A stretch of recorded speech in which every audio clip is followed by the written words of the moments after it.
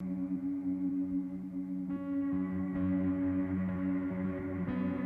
begins with a shadow, a perfect alignment, a brief moment when the sun disappears. They'll call it beautiful, a scientific marvel, just nature, they'll say. This is where shadows start to speak.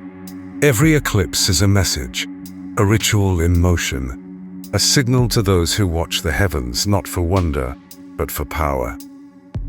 In August 2026, the longest solar eclipse in modern history will black out the skies. 6 minutes of total darkness. 6 minutes when day dies and the world holds its breath.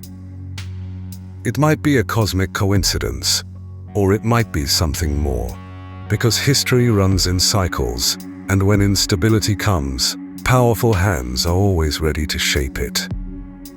Eclipse itself is natural, but what people do with its shadow, that's where nature ends and design begins. To ancient civilizations, eclipses weren't random events. They weren't pretty spectacles for backyard telescopes. They were alarms in the cosmic clock.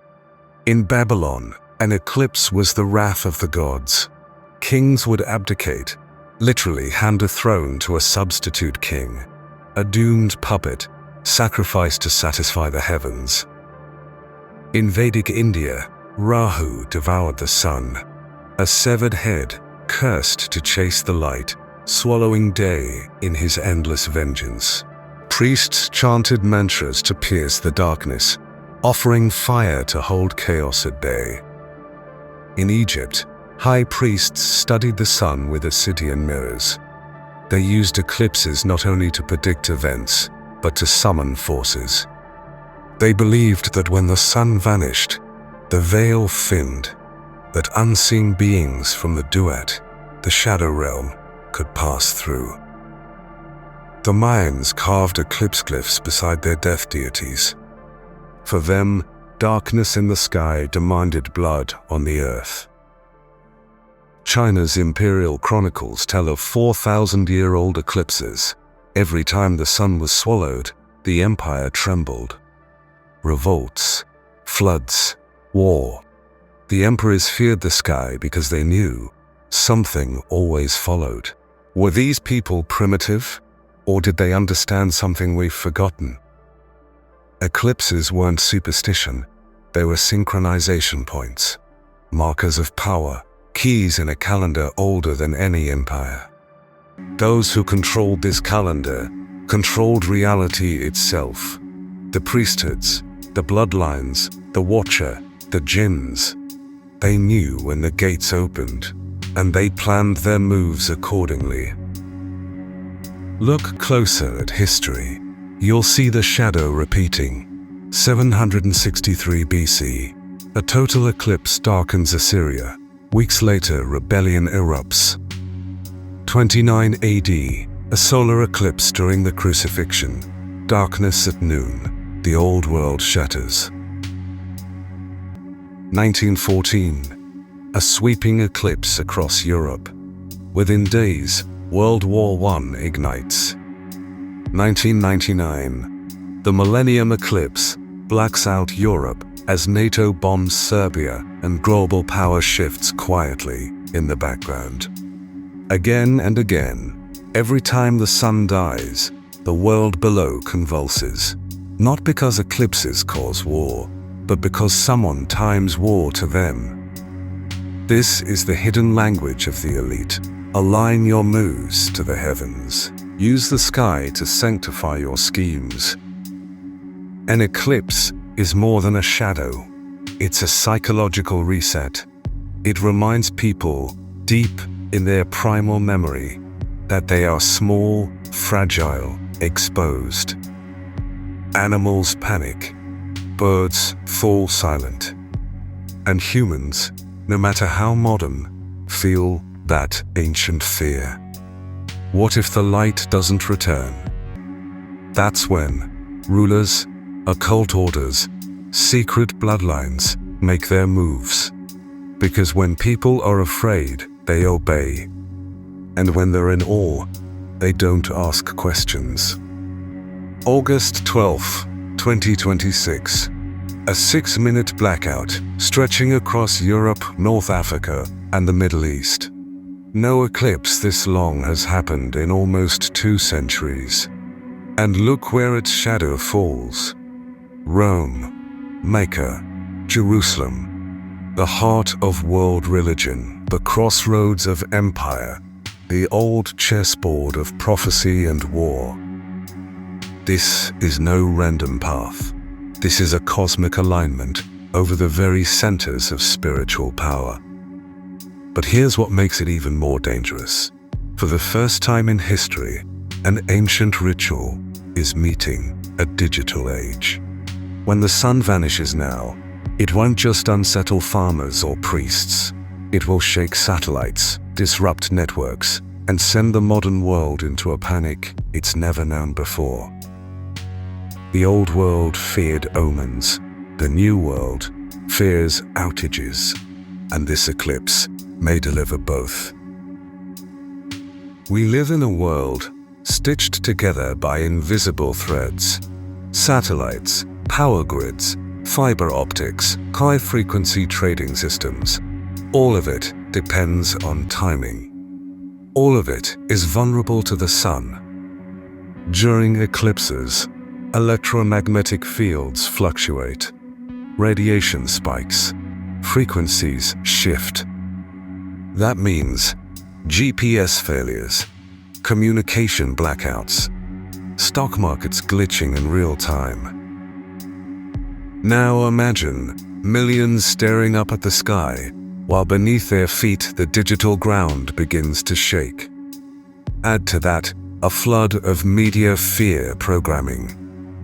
Fake alien alerts, cyber attacks blamed on solar interference, rumors of power grids collapsing.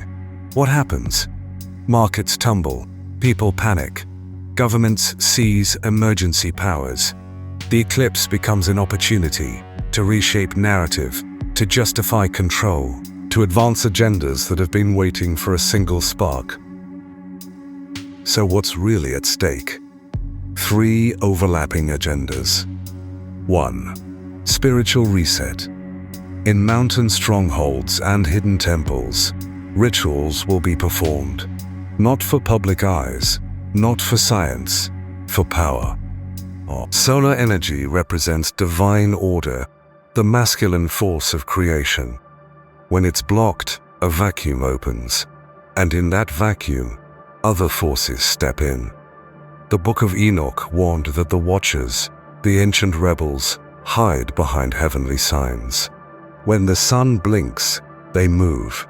During an eclipse, the great eye of light closes, and old shadows crawl through the crack. 2. Geopolitical shift. Wars are not random. They are planned to the hour. Expect something to ignite in the Middle East or Europe as the shadow moves across them. Border changes, regime collapses, and false flags can all be timed to the sky, giving rulers the illusion of divine approval. The heavens themselves declared this was fated, they'll say. But it's not fate, it's design. 3. Technocratic activation. The digital beast system is ready. AI governance, central bank digital currencies, biometric ID.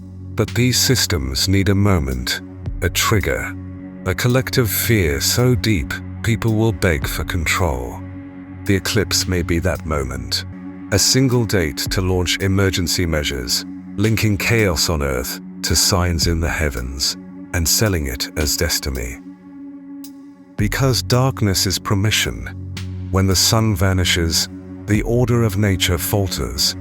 Birds roost at noon, animals wander confused, and humans, even with all their modern arrogance, feel a primal dread. That emotional state is fertile ground for manipulation. The ancients knew this.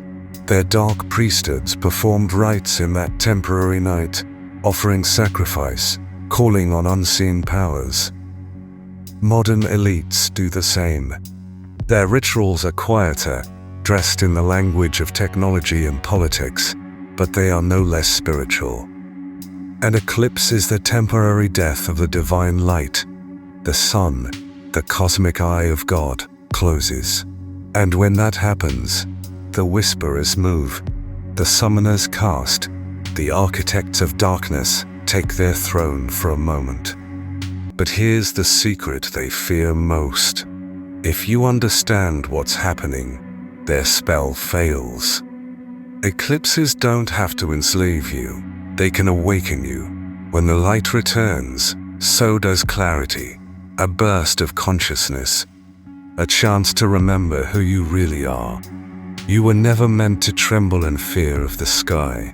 You were meant to read its messages. The same sun they try to blot out is the same light God placed to remind you, darkness always passes. The real battle isn't over the sun, it's over your perception, your soul, whether you see the eclipse as doom or as a doorway. You don't need to run, you need to remember, because when this shadow comes, you'll see who's been hiding in it. In the next episode, we'll expose the calendar code, why every major war, assassination, and economic crash aligns with specific celestial markers, and who has been keeping that clock since the days of Babylon. Subscribe to Beyond the Known, because the next shadow is already on the horizon.